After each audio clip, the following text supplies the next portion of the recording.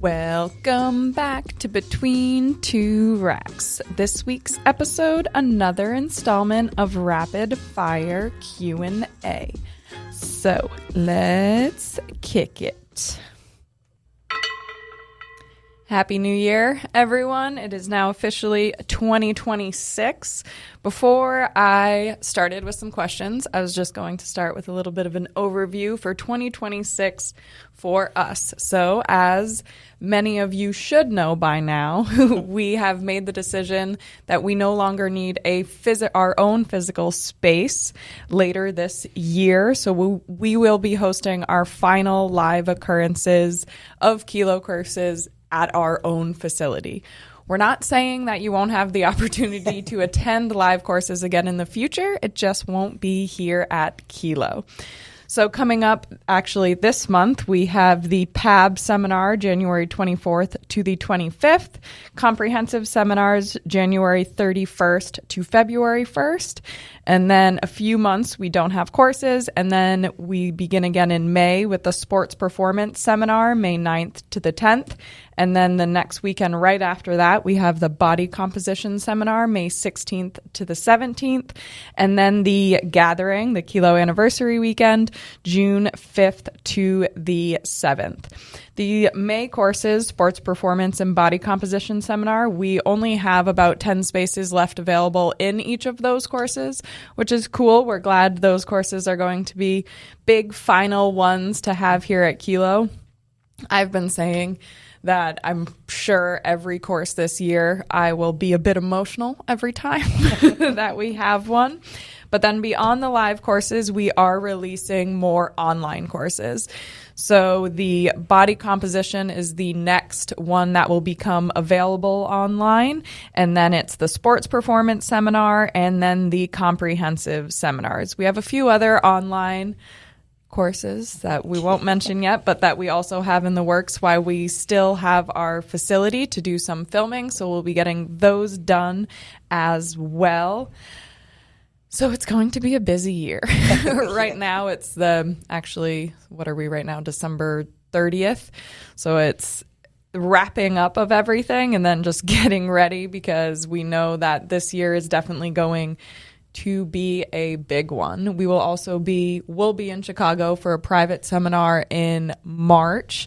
That's already on the schedule. And then also on the schedule, we will be in the Dominican Republic in September for a private seminar as well. So a lot. It's going to be a busy year ahead. On top of that, before we dive into some questions, I just wanted to kind of discuss our personal goals for the training year ahead. As you might see recently, Steph and I now have the Whoop on our wrist. Personally, it's just for me, I just wanted more insight, and I think it'll be interesting to kind of have a better grasp because wearables are definitely very popular nowadays. So just get a better grasp on the data, what you can drive performance-wise wearing a wearable. Alex has the Aura ring. I know she's focusing on sleep. For personal strength goals, this year is kind of returning back to strength for me. So that's kind of a goal. And then the first few months, I'll focus on leaning out a bit. So that's kind of where I'm at right now. Alex? Strength for sure for me. I don't want to say like athletic performance, but I do want to start playing pickleball just so just so that Pork can laugh at me. But so just like getting back into just moving more, like not so much in a sagittal plane, but hopping around and running side to side, and so I just want to make sure my body can withstand those things and not like get injured. But then there's a few like lifestyle things I need to get better at, like so sleep. I really want to focus on my sleep, but I also want to start doing cardio. I've been avoiding it for so many years from my past trauma of doing hours and hours of cardio, but it's really something that's really important, obviously, and I need to start integrating. So it'll be fun to do it with the Aura ring. Yep. Aura or Ura? I'm upset that they call it Aura when it's spelled Ura. Boric? No real concrete goals yet. I'm definitely going to make more of an effort to introduce conditioning again. I've really let up on it in the last 3 years. So that's getting reintroduced, and I might have to modify my training to accommodate that, because I don't know, I won't be able to push strength and condition at the same time. So strength will probably have to take a back seat, and it goes more in maintenance, and then drive conditioning more, just because it needs to, it needs to happen. It's called strength and conditioning for a reason. The conditioning shouldn't always be neglected. So that's my personal goal. I haven't set out any specific targets yet, but that is the intention. That's where I'm at right now. It's like I know what I have, but the specifics I haven't laid out yet. Steph? Same goal as always, just trying to be more jacked. But the only thing I would like to add this year would be the high intensity interval. I've maxed out the zone 2 stuff. I don't think I need to do more of this. So I think I can back off and reintroduce high intensity type of stuff, which I haven't done in 3 years now. Well, not much since we moved to Florida, to be honest. So that would be the main thing. Cool. Okay, now we can dive into some questions. So, how does the resistance curve change for an exercise when using different loading modalities? Seated good morning with a low pulley versus a dumbbell versus a barbell and cambered bar. So the seated or the low pulley is going to be the implement there that makes the biggest difference. So once you're using barbells, dumbbells, anything that it's gravity impacting where the greatest point of overload, well, gravity and the lever length obviously, but gravity is the main point that is changing where the greatest point of overload is versus the cable redirects the load. So the cable's gonna, the greatest point of the cable is going to be when the torso for your seated good morning variation is at a perpendicular angle to where the pulley is. So that's going to be about mid-range for that exercise. Whereas for dumbbell, barbell, cambered bar, it's all going to be in the very bottom of that range of motion. Will there be slight differences? Possibly, because the lever length might be a little bit different depending on which the barbell definitely will have a difference for the dumbbell. But in the end of the day, the resistance curve is still going to be at the bottom for whatever implemented is outside of the pulley. The big thing here is the difference between resistance curve and strength curve is you sort of have to differentiate it. So the strength curve is where you have where you're taxing on the strength curve is where the greatest points of overload is, whereas the resistance curve is very specific to that exercise. So the strength curve is going to be talking about the posterior chain as a whole. The resistance curve is very particular to that specific exercise. So it's a little bit convoluted, but you just have to look at everything as a unilateral entity. You have to consider every specific exercise and then the muscle groups that is targeting. You can't just have an overarching, this is one thing. So it applies to everything. One way I like to explain it to simplify the difference between resistance curve and strength curve is the strength curve is typically the resistance that a specific muscle needs to encounter, whereas the resistance curve, it's the resistance profile that the exercise is giving onto the muscle. And the clearest way to look at it is if you take the bicep in isolation. So let's say you're doing a standing curl. The strength curve is a bell-shaped strength curve, which means that the beginning of the curl does not have a lot of resistance. The peak in resistance is at midpoint, and then the top range doesn't have a lot of resistance as well. That's why it's a bell-shaped strength curve. But now, it does not necessarily mean that every bicep movement has a bell-shaped strength curve.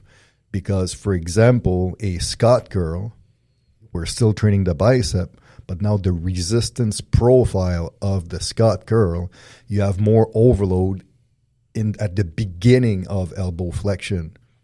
So now that changes the strength curve of this movement because the resistance profile is changing. Yeah. So now it's hard, easy, instead of being easy, hard, easy. So really the resistance curve is related to the exercise you're doing, whereas the strength curve, it's the expression of the muscle in isolation. So that's how I would explain it.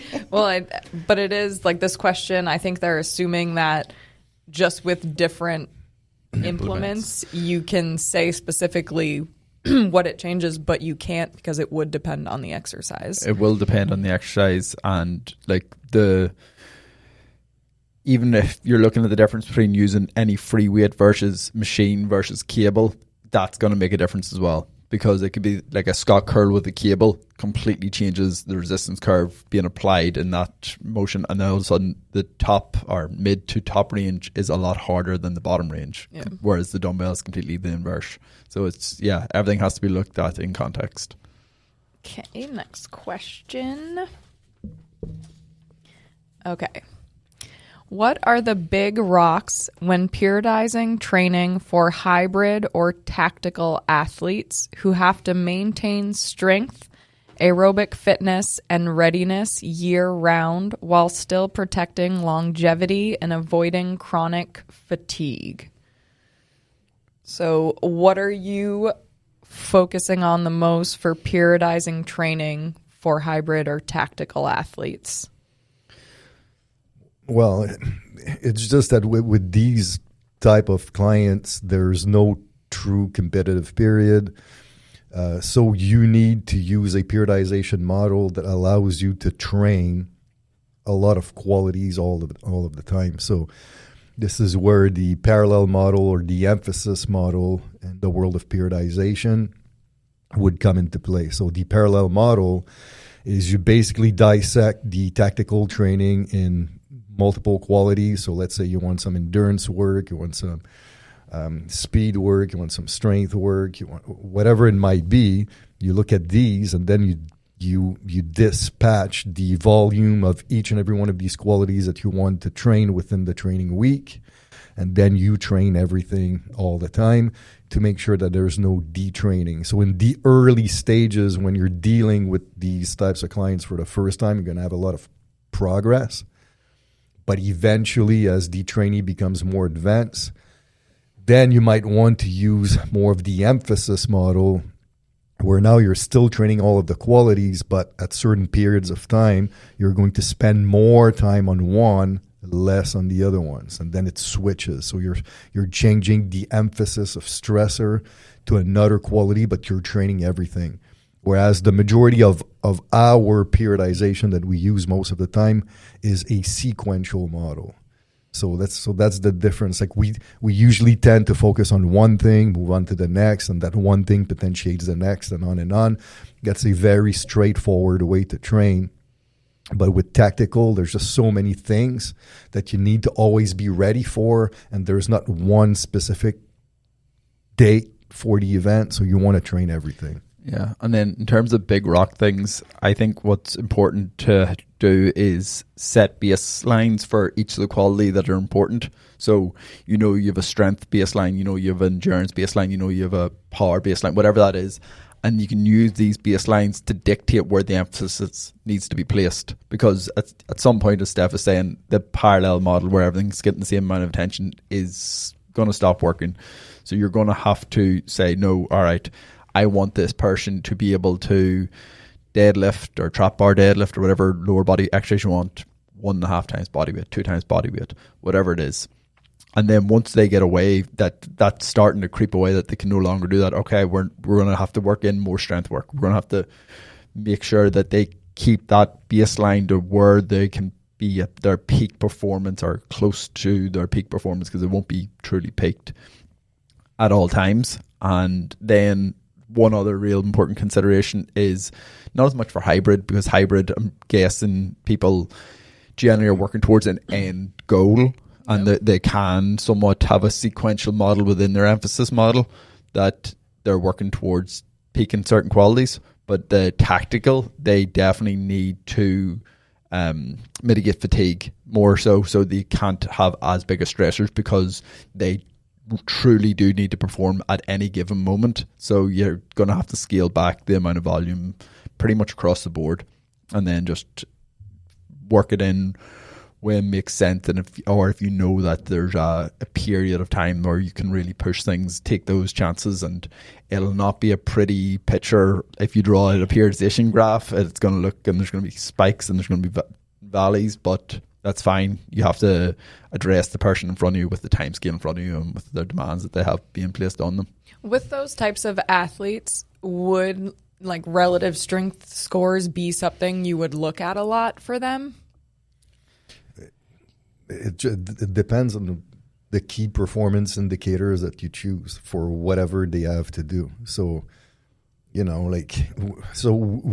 know that for optimal power output, you need a pretty high level of relative strength, like at least 2 times body weight squat.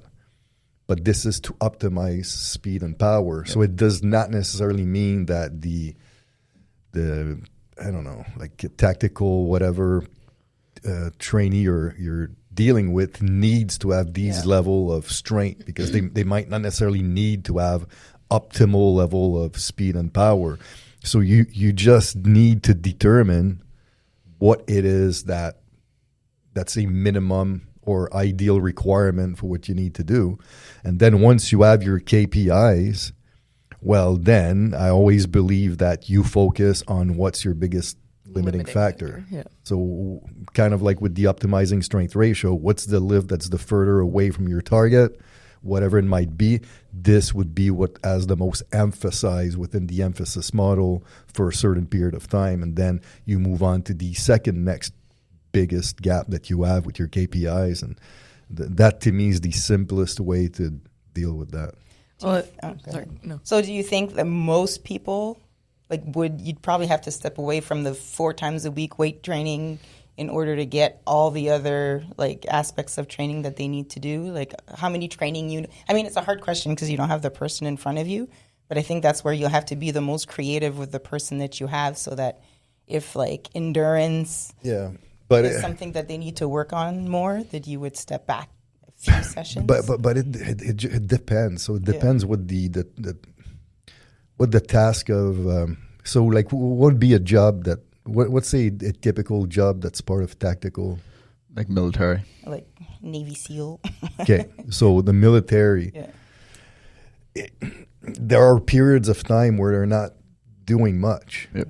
So these time frames, there is no reason why they couldn't do 4 strength, 3 cardio, 3 flexibility, 2 high intensity. We're not necessarily confined to 4 or 5 hours of training per week, because that's what the standard commercial, they can deal with way more training. So to me, it depends on where they are, what's their schedule like. Are you really busy or are you not? And then you play around with. What is your recovery? How do you handle all the different what's that modalities? Specific person's recovery? And then, for sure there will be phases or periods of time where the strength might be 1 or 2 training units per week, because the person might be really, really strong, and we only need this amount. That person is at super high, so maybe we can afford to go at maintenance mode or even below maintenance mode, just so we can push the other target. So there's too many variables. Yeah, but that's where it gets really hard with these populations. It's really hard to have set templates. Yeah. You really have to look at the person in front of you with their schedule constantly. 100%. So it's not just as easy as saying, someone wants to get strong, they have 4 hours a week to train.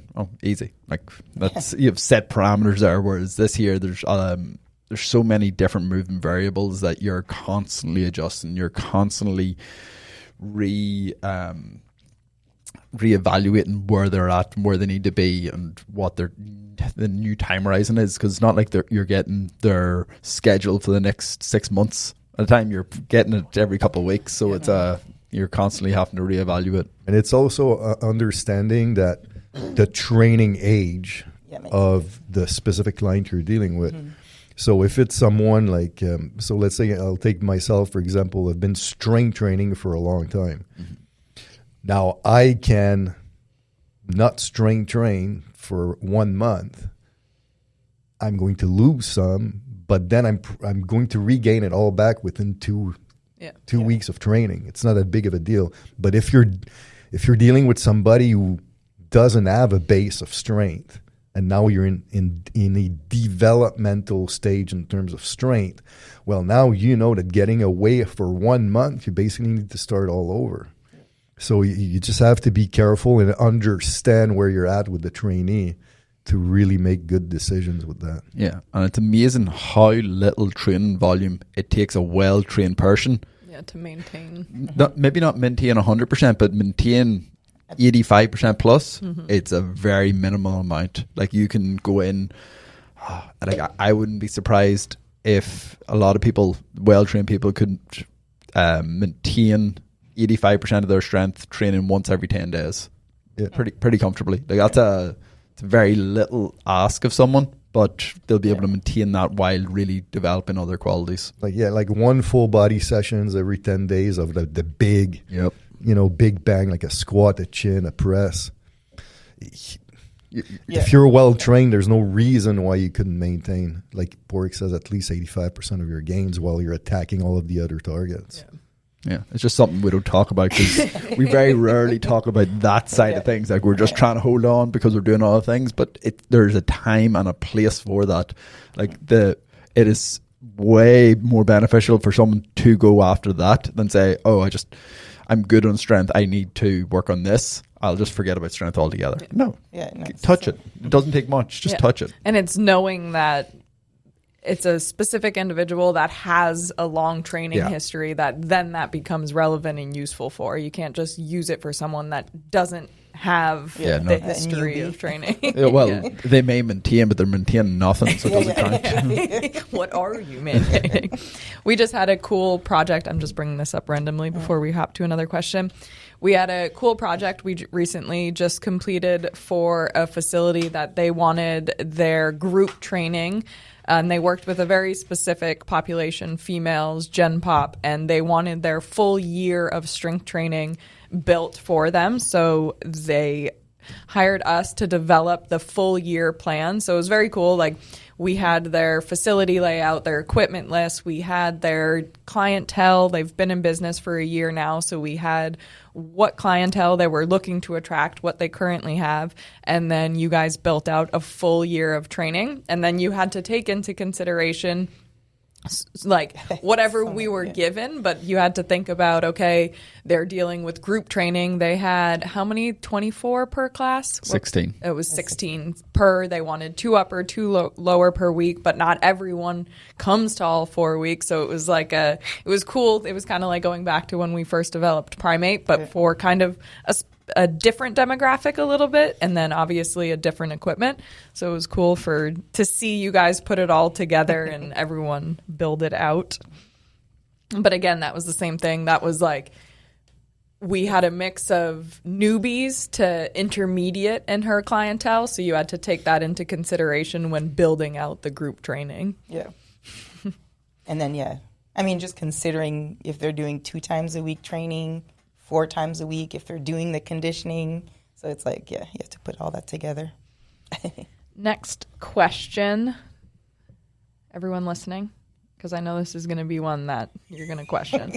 So I'm currently studying the PAB online course, and I find it excellent. Could you please provide guidance and share your experience on how to apply PAB effectively in some real-world scenarios? You just do the course.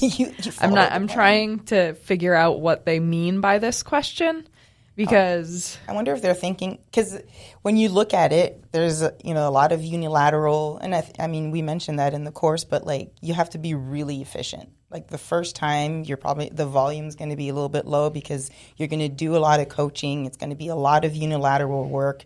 And then so you start there, and then once your client is good with the exercises, you don't have to coach them as much, then you'll be able to move through them faster, and then you can start adding sets. But I honestly don't understand the real life scenario. We It is created good, yeah. the scores for real life. It's not. That's what I'm trying to understand. So you guidance and share on how to apply PAB effectively, because they're currently studying PAB. So I wonder if they haven't completed Done the enough whole- of the course to Yeah. realize that It's all done. it's it's done for you in the Yeah. course. But the way it's set up is showing you how you attack each one, but you're not attacking all of these in every session, Yeah. because the sessions, you do have to be on it, but they are completed within 60 minutes. And yes, like Alex saying, those first couple of sessions will take a lot of coaching, so you're just making sure the client is executing it, but Yeah. there's nothing. Well, they haven't that you gotten to can the do. resource, maybe. Once they get to the resource, then it'll be like, whoa, okay.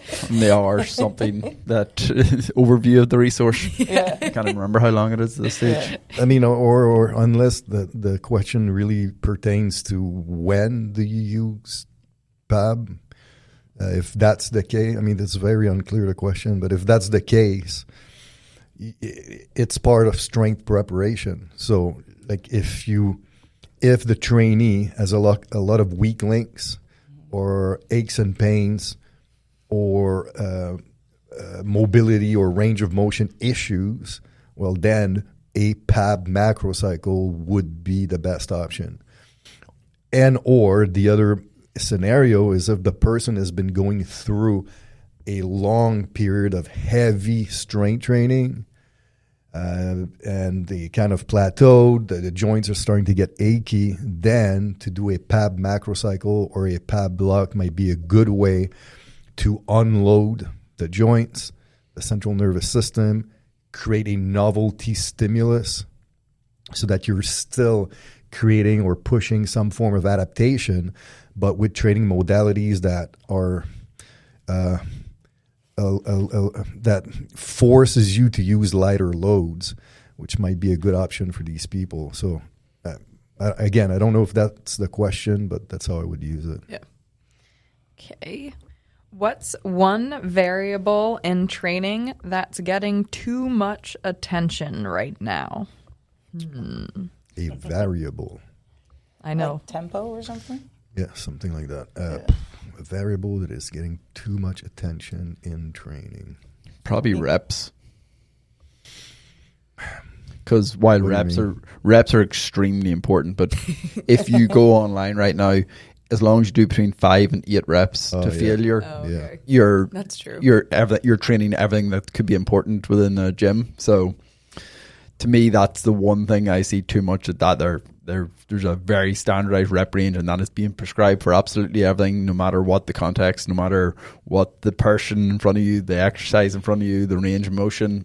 Yeah, that's true. It's almost like they tried to simplify the rep so much by being a tunnel vision, by being like, okay, well, if 8 reps is the ideal mix of load and high threshold motor unit recruitment and effective whatever the hell it is, so then we're going to do 8 reps for everything all the time. But that to me is so the representative what training is and how rep selection should be used. Like, you want to deload the joints, you want, and then there's certain movement and certain muscles that won't do as well with a single rep. So you need some variations, you need some adaptation. Short range of motion movement should have higher repetitions so that the time and retention is meaningful.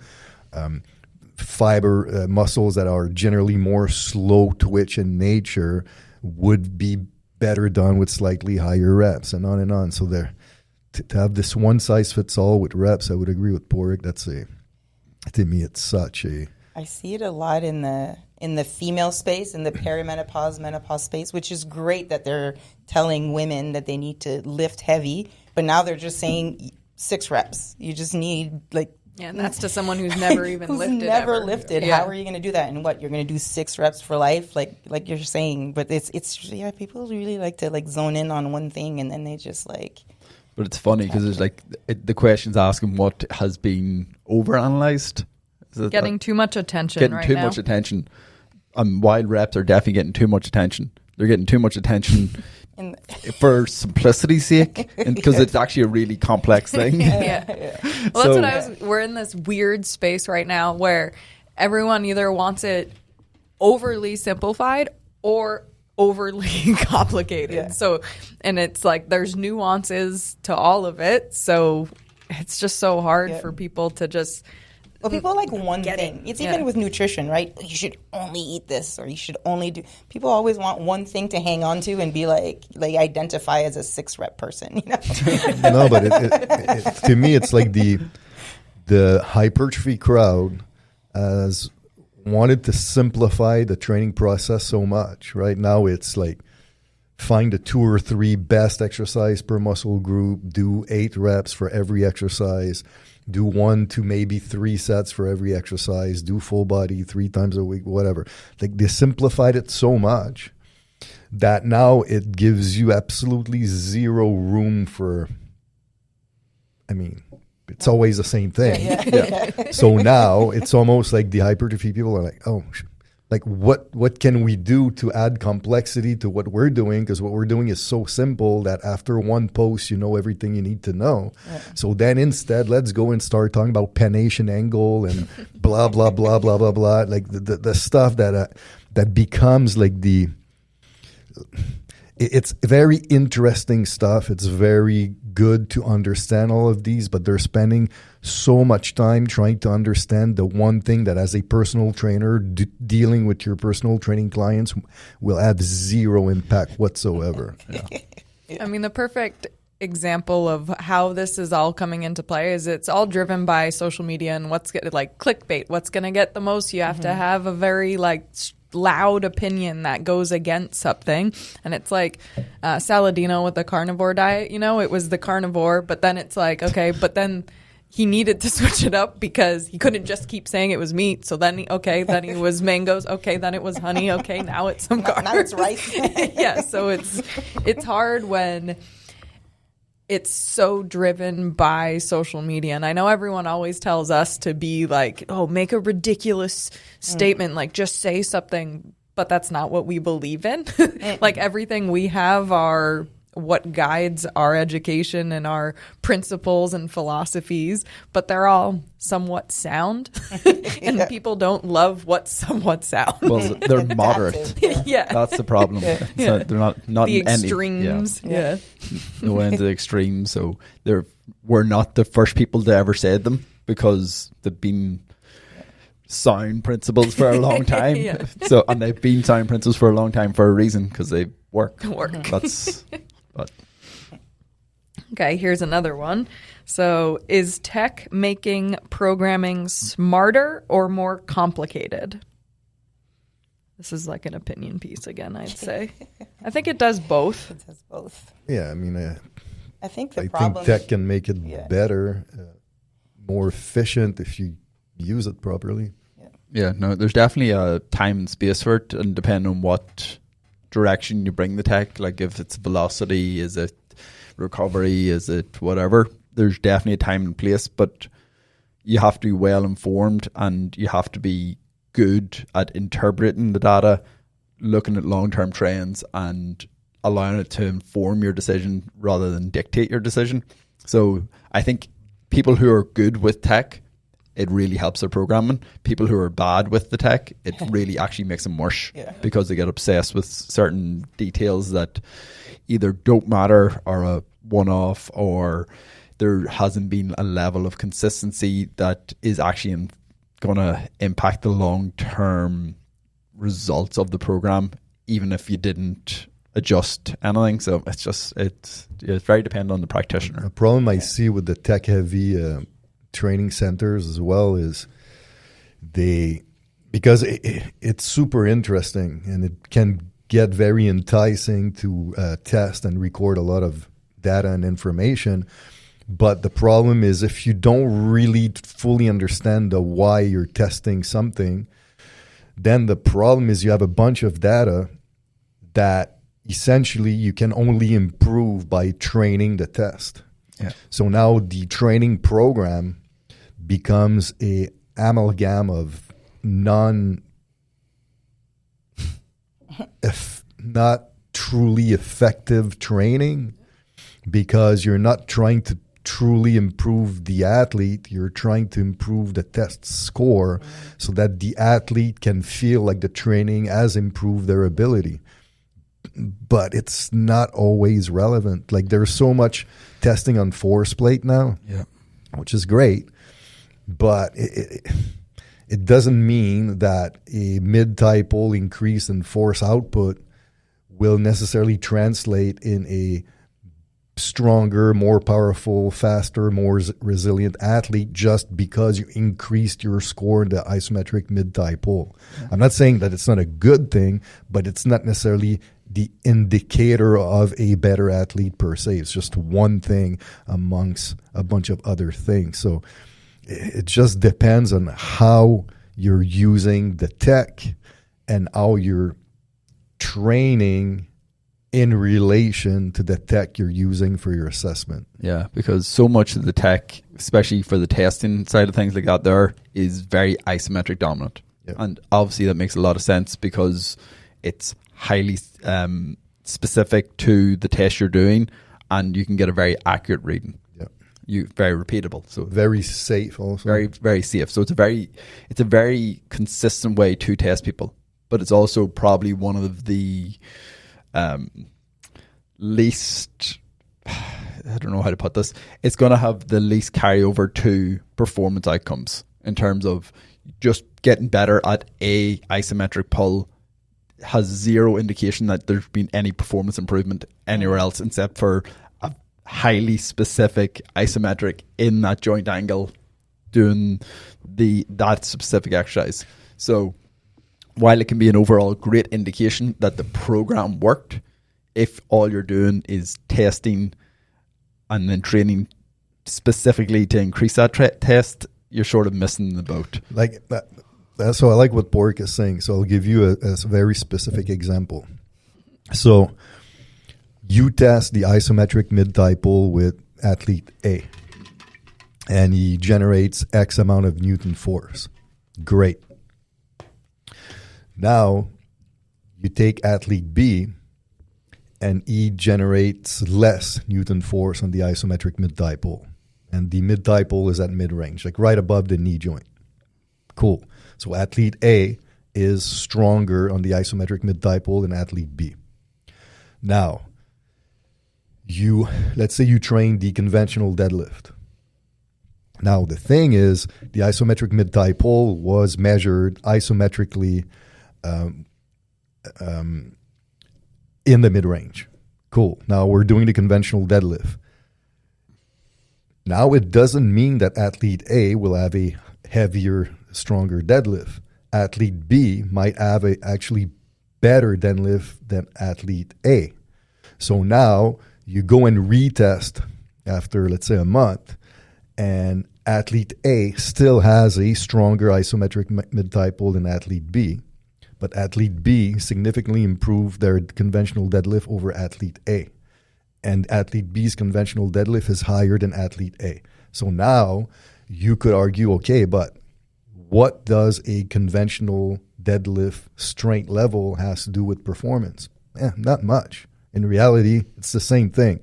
One is the isometric mid-typal, and you're measuring mid-range isometric strength on a hinge, whereas the other one, you're measuring strength on a multi-joint movement. It still doesn't mean you're going to be a better athlete because you have a better deadlift. But what it does mean is athlete B, although their ability to recruit motor units at midpoint isometrically is not as good as athlete A. Athlete B is showing better intermuscular coordination and synchronization because they're able to exert more force on a multi-joint dynamic movement. So ultimately, athlete B, even though the conventional deadlift is not necessarily correlated to high performance, he most likely has better potential to translate their force to a sporting activity because the force output comes from a multi-joint movement that's done dynamically that requires a lot of intermuscular coordination beyond just the intramuscular coordination, because the isometric mid-thigh-pull, all it really tests is intramuscular coordination. So it doesn't give you the entire big picture of what's going on with the athlete, nor is the conventional deadlift alone showing everything. So that's why you need to look at a bunch of things. But if your assessment is only the isometric mid-thigh pull, and that's all you're tracking, and then you're showing to your group of athletes the success rate of their training based on day one isometric mid-thigh pull Newton force and 3 months later isometric mid-thigh pull Newton force, it still is not truly giving you the overall big picture of what's going on with the athlete. So you need to have a well-rounded battery of assessment to truly show what's going on. Online athlete off-season assessment course. But then what's even worse than that, because at least in your example, both athletes were performing a full range of motion standard barbell lift, is the people that go, say, measure mid-thigh pull, and then, we want to get that stronger, so that's what we're going to train. So for the next 4 weeks, all they do is train the mid-thigh pull. Of course, it's going to get stronger. You just practice doing it. Yeah. But that is going to have so little carryover to anything else that why is that where you're putting all your time and attention? Is there anything wrong with doing isometrics? No, great, but it shouldn't be the only thing. Just improving the scores in the test isn't that important. Training a wide variety of things that will lead to improvements in that test, fantastic. Yeah. Especially with a team sport athlete. Yeah. That has to deal with multiple aspects and change of direction and blah, blah. Well, I think that you see a lot of performance facilities be heavily tech driven. And so many people just associate tech with a higher performance level. Mm-hmm. But it depends on what you're doing, how you're doing it. It can't just be because you have tech that you're using in your lifts. I mean, if I have to pick just one, I still personally prefer the 1RM on a conventional multi-joint barbell movement. It might just be my old school nature with that stuff. But the problem is the athlete who've gone through like heavy tech training or tech assessment, of course they prefer that because it's easier, it's cleaner, it's less dangerous, at least perceived as being dangerous. So the athletes, they prefer that. So it's way more attractive than to be like, okay, now I know you've been doing like isometric mid-thigh pull like for years now with your testing, and because we dealt with this in California when we started having athletes. Now instead we're going to do a 1RM on squat, deadlift, bench press. Like that just scares the hell out of these athletes who have zero experience, like lifting heavy or doing like singles and stuff like that. So I think that it's getting harder and harder because more and more kids are subjected to a ton of tech instead of being subjected to heavy weights. And then when you try to implement heavy weights, they get discouraged, they get scared, blah, blah, blah. So I don't know. I understand why it's tough now with younger athletes, but I still think that if you're a serious coach, you need to make an effort to try to convince the athlete to at least do a blend of both. Yeah. And a lot of coaches are scared of doing it. Right? Like if an athlete's never really lifted heavy and then you get them and you're like, okay, we're going to do this. They're like, well, I don't want to hurt a multi-million-dollar athlete. Like they don't, it's like on both sides. You know? There's that, and then there's just the simple business component of it.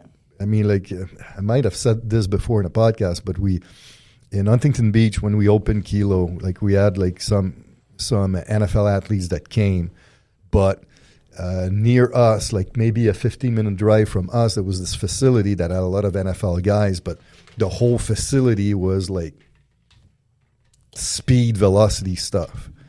And then the athletes that we had used to train there, they came to us. We scared them with heavy weights, and they weren't used to it. So they lasted 2 weeks, and they went back to the other place. So we lost clients because we stuck to our guns. So at the same time, I understand why a coach is trying to build their clientele would stick to what the people want. Yeah. But our philosophy has always been, I'm not giving you what you want, I'm giving you what you need. Yeah. And if it's just like bullshit, like Speed ladder. drill, speed ladder, this, that, like I'm not helping you becoming a better athlete because we're not emphasizing the biggest rocks to your development. Yeah, and like you were saying, you know, those were NFL players that had been in the league, so you're dealing with like bigger personalities compared to working with youth athletes where like you should be the one that, you know, they are going to listen to you because they're trying to make it. You do want them to become the best. They haven't even reached close to their potential yet, so it comes from gaining confidence in your knowledge and knowing, okay, you are doing the right thing for the athlete. So just being able to mostly explain to the parents that it's what they need. Talk about what happened with your friend, right? Jess? Yeah, that was kind of crazy. My friend who owns a facility in Texas, she has a group of 10-year-olds. So it's like, I think it's 10-year-old softball players. Females, so girls. Girls. They're coming in to train, and it was like they all joined together.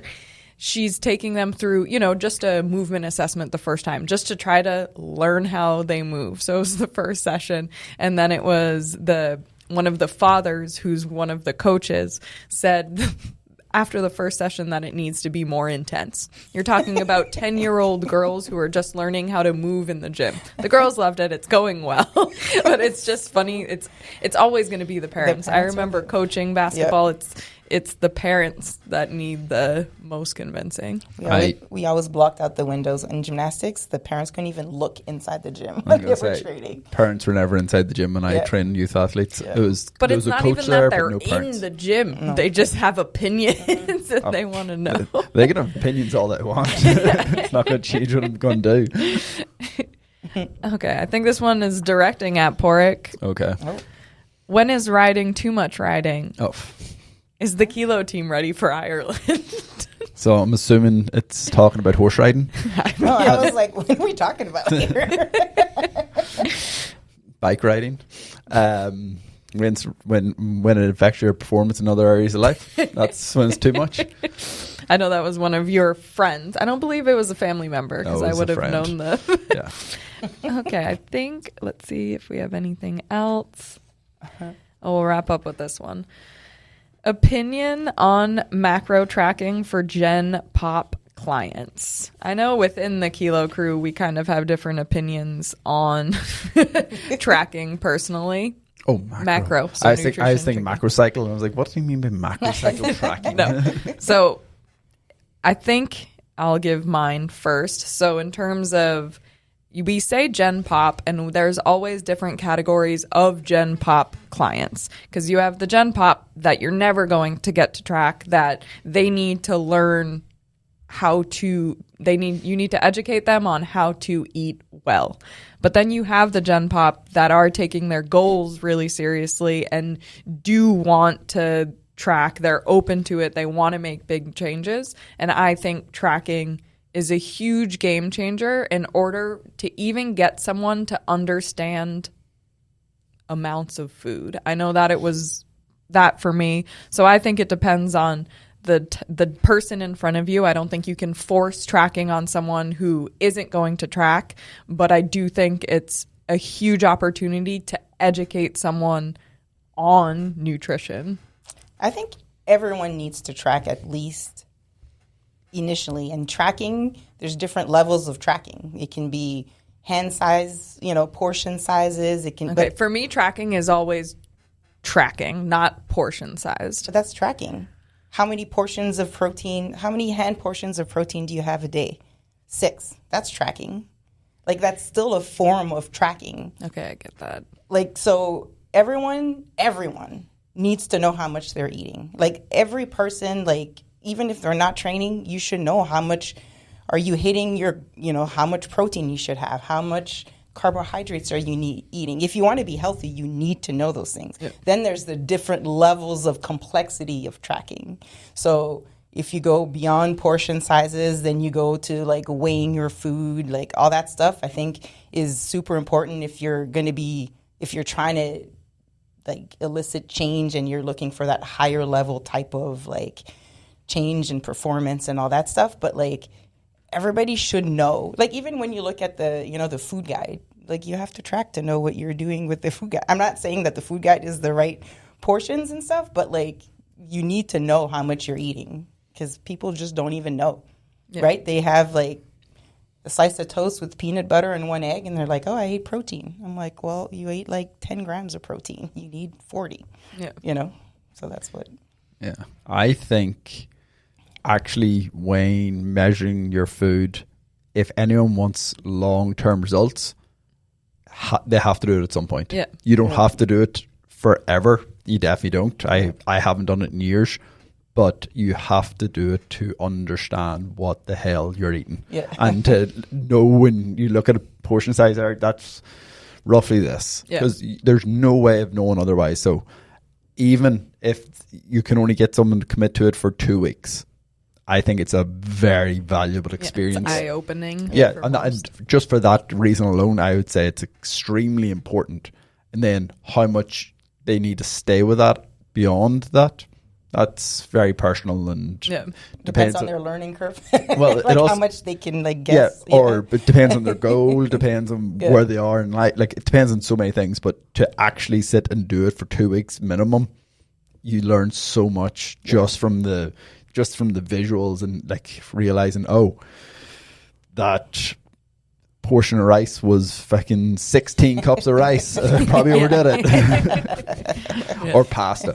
Pasta's the fucker. Yeah, well, I remember when I was playing football, I thought I was eating a reasonable portion of pasta and I was eating for like a family of 8.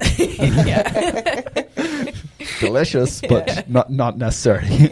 And fats are tricky for a lot of people. Yeah. I agree with all of you guys, but ultimately, personally, I think it's a step-by-step kind of thing because the problem I've always had dealing with clients is me at the age of 11, I started reading bodybuilding stuff. So the way I dealt with nutrition has always been with a bodybuilding bias.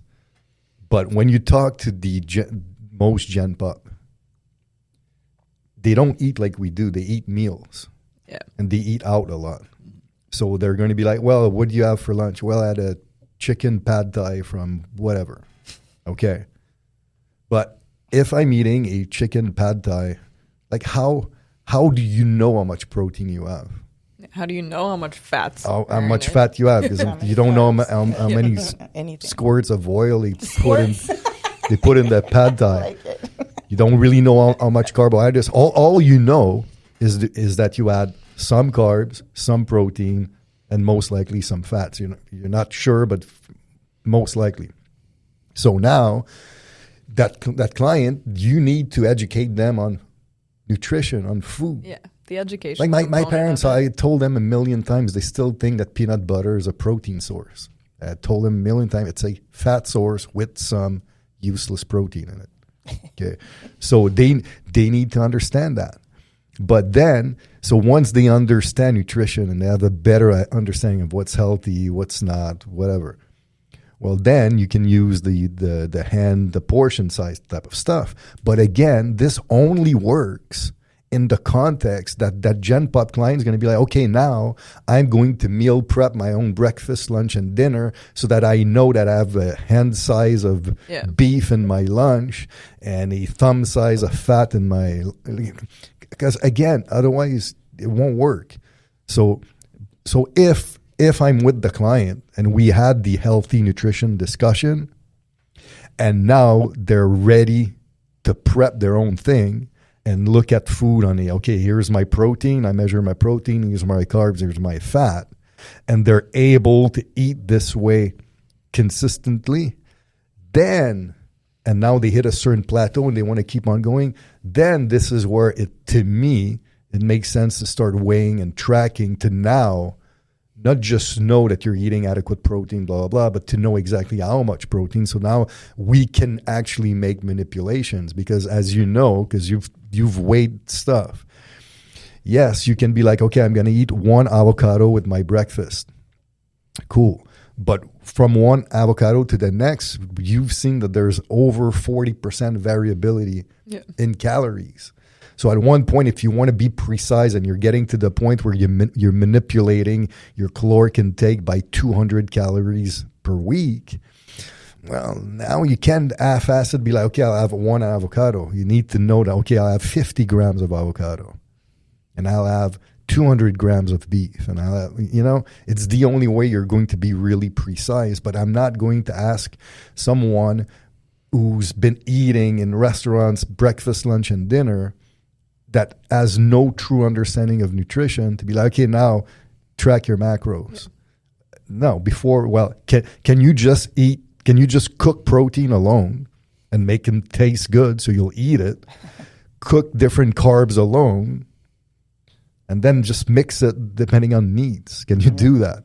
As long as you can do this, like, tracking means nothing. Yeah, it's so hard. I love nutrition, but it's like definitely one of those things that with the clients, you got to take the baby steps at first to get them to truly understand.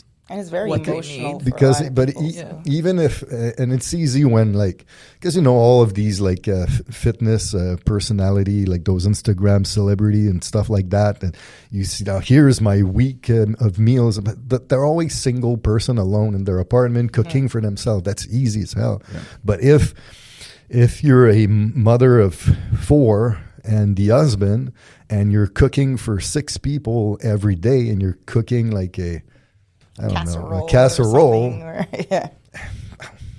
What you're gonna pull each piece of meat and weigh it, like it's so complex. It's like you need to accept as a family.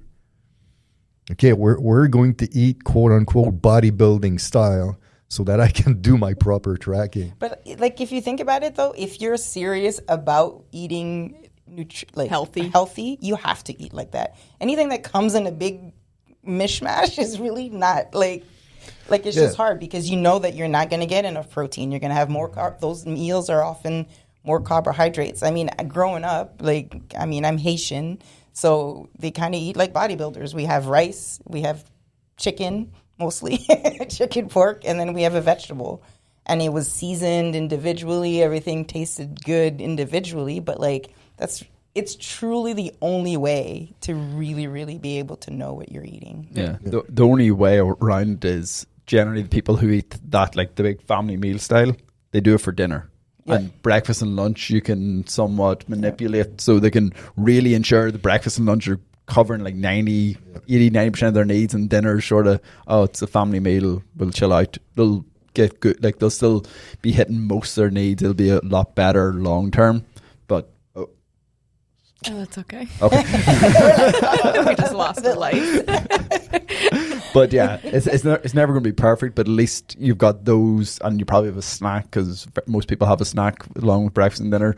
So at least you're covering your bases, and then the dinner's going to make up the fun portion, if you can put it that way. Yeah, but as long as you keep it like a thing that you're going to do that big dinner casserole type of thing, but you know that there's a source of protein every time. Yep. There's, it's like you, for example, let's say you're preparing like a slow cooker of chicken breast with whatever. Well, okay, now it's a mishmash, but you put a pound of chicken breast. Yep. Mm-hmm. So if I eat it in 2 meals, well, I'll have exactly a pound's worth. It's that way is easy. Yeah. It's fine. But it gets more complicated. The more ingredients you throw in, the more people are involved. You need to be prepared. You need to accept that you're going to have to spend time in the kitchen, or if not, meal prep companies. Yeah.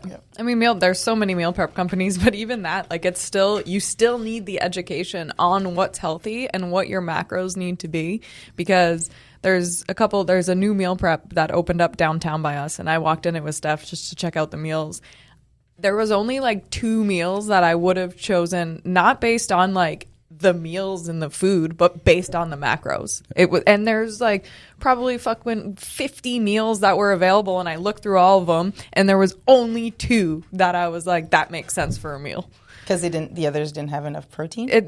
Low Or in too protein, fat. or Yeah. way too Too high many in fats. fats, or a ridiculous amount of carbs, or So like crazy. no balanced meal. So it's basically like a restaurant meal, but in a food prep Yeah. dish. With a little extra protein, probably. Because And I want to drop the name, but they're supposed to be. Because overall, like Kelsey and I, we tend to like more of a Mediterranean style diet that's really heavy on protein. Yeah. That's kind of like a mix of some carbs, some fat, never a ton of fat, never a ton of carbs. So whenever we have these meals where it's like 30 protein, 60 fats, and that's just too much for us. Yeah. Or if it's like a 90 carb, 22 protein, and 3 fats, I'm like, that's not what we want. We were watching football the other night, and one of the commercials was for Chipotle, and we were actually impressed because they were showing like the protein amounts in the meals, and it was like there was a meal at 30, and one of the meals they showed in the commercial was 81 grams of protein. Oh. Shit. Yeah, so now they have their it's protein pack add-on or whatever, but like one of the bowls, 81 grams of chicken. I was like, damn. Crazy. That must be like 3 extras of proteins. Well, and they're probably counting the proteins the beans in and the the beans. rice. Yeah. But I'm surprised they can get it all into a wrap. It's probably, is it a double It wrap? was a bowl. Okay, that makes more sense. It's like, that's a big ass wrap. It's only I mean, like I legit haven't been to Chipotle since Huntington Beach? I know we went a couple times. yeah, maybe one time in Huntington Beach, but I haven't been since we moved to Florida. I know there's a European student. I can't remember who it was, but it's like the first thing he does when he gets over here is goes to Chipotle. Oh yeah, I forget it was last time. Okay.